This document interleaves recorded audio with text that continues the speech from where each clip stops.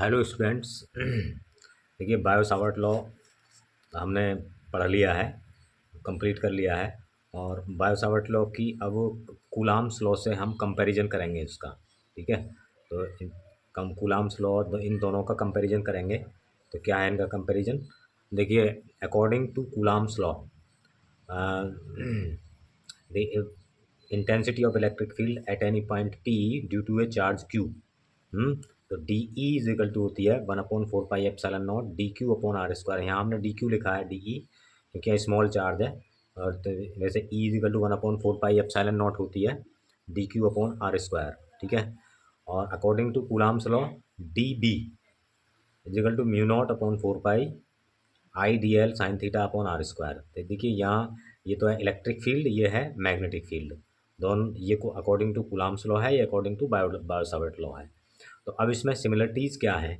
Similarities क्या है? Both law is follow square inverse square law. Inverse square law क्या है? देखिए ये भी डी ई भी inversely proportional to r square होता है और डी बी भी inversely proportional to r square होता है। दोनों ही लॉ जो है वो इन्वर्स स्क्वायर लॉ को फॉलो करते हैं। ठीक है, और अब देखिए क्या है, तो दोनों लॉ इन्वर्स स्क्वायर लॉ को फॉलो करते हैं। तो देखो दूसरा, both are long range forces, दोनों ही लॉन्ग रेंज फोर्सेस हैं and follow super principle applies on this force. और दोनों और सुपरपोजिशन प्रिंसिपल अप्लाई होता है दिस फोर्सेस पर। तो the charge D Q produces electric field while current element I d L produces magnetic field. तो यहाँ देखिए उसमें तो चार्ज डी क्यू जो है प्रोड्यूस करता है इलेक्ट्रिक फील्ड, जबकि इसमें current element I d L produce करता है मैग्नेटिक फील्ड। तो ये इसकी सिमिलरिटीज़ हैं। तो अब डिसिमिलरिटीज़ क्या हैं जो इसमें भिन्न जो अलग अलग बातें हैं वो क्या हैं? देखिए इसमें डिफरेंस देखेंगे क्या है। एक तरफ बायो सावर्ट लॉ लिख लीजिए, एक तरफ कूलाम्स लॉ लिख लीजिए। तो क्या होगा? तो ये होगा, देखिए number one, I d L is a vector quantity इसमें बायो सावर्ट लॉ में, और इसमें डी क्यू जो है स्केलर क्वांटिटी है। तो इसमें जो इलेक्ट्रिक मैग्नेटिक फील्ड प्रोड्यूस करती है वो तो वेक्टर क्वांटिटी है और ये स्केलर क्वांटिटी है। ठीक है, और क्या है इसमें? D B depends on angle theta between I d l and r. I d l और आर के बीच जो जो एंगल है थीटा, डी बी की वैल्यू जो है उस पर डिपेंड करती है, यानी कि इसमें साइन थीटा आता है, साइन थीटा।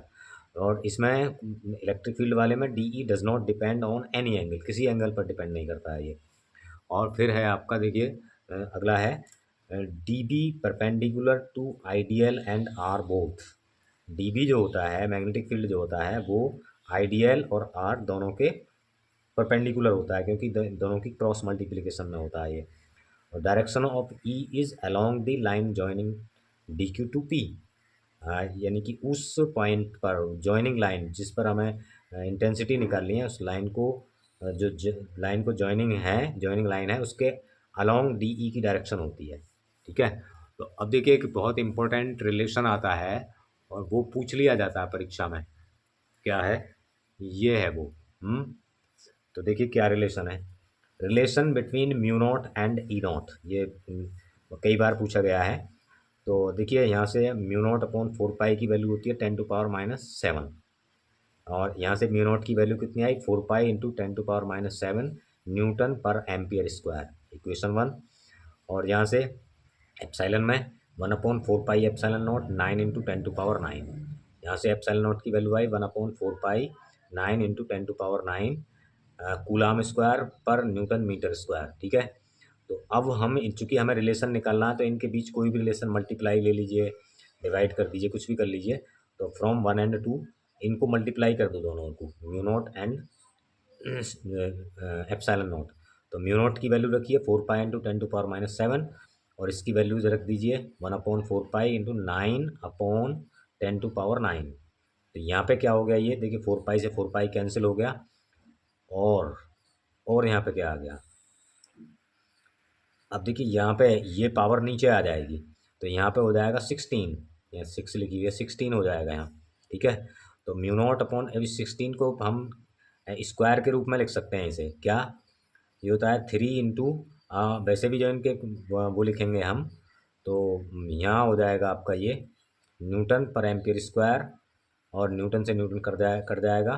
तो ये जब इसमें मल्टीप्लाई में लिखेंगे तो इनके जो यूनिट हैं वो मीटर पर सेकंड में आएगी। देखिए, तो mu naught upon C naught is equal to 3/10⁸ का होल स्क्वायर कर दीजिए, क्योंकि 9 3 का स्क्वायर है, 10⁻16 10⁸8 का स्क्वायर है, तो इसका होल स्क्वायर होगा।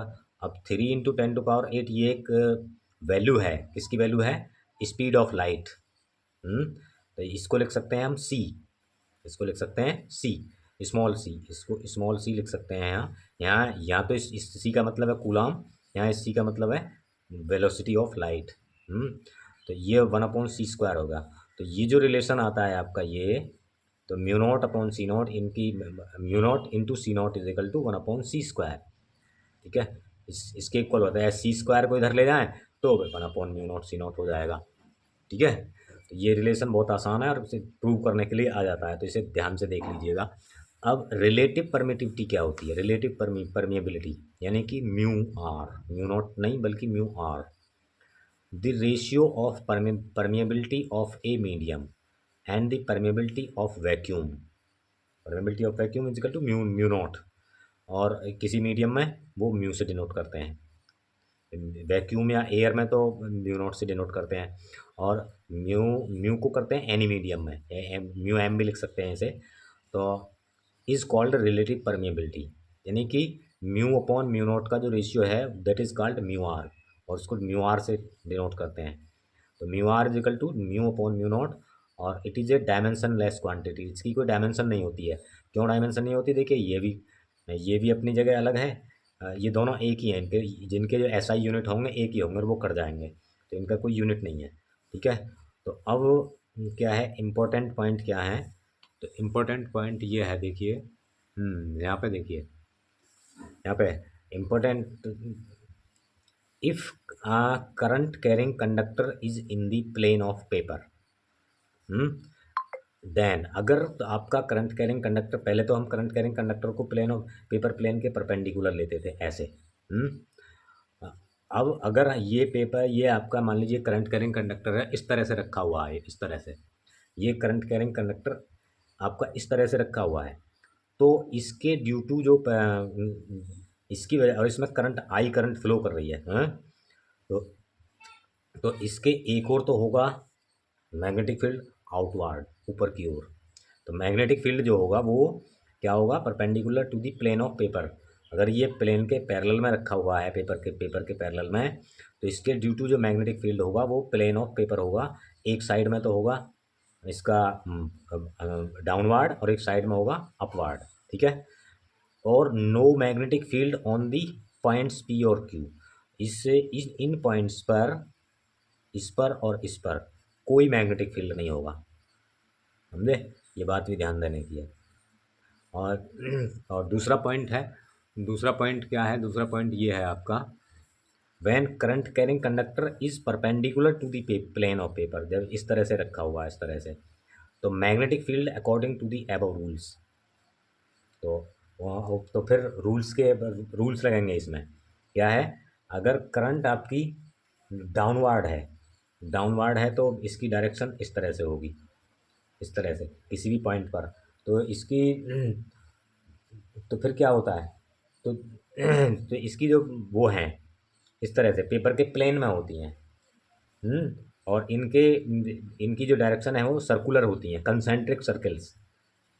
इसके इसके दोनों ओर कंसेंट्रिक सर्कल की फॉर्म में होती हैं।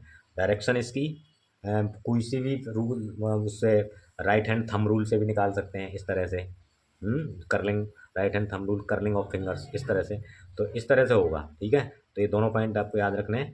तो ये टॉपिक आपको क्लियर हो गया होगा।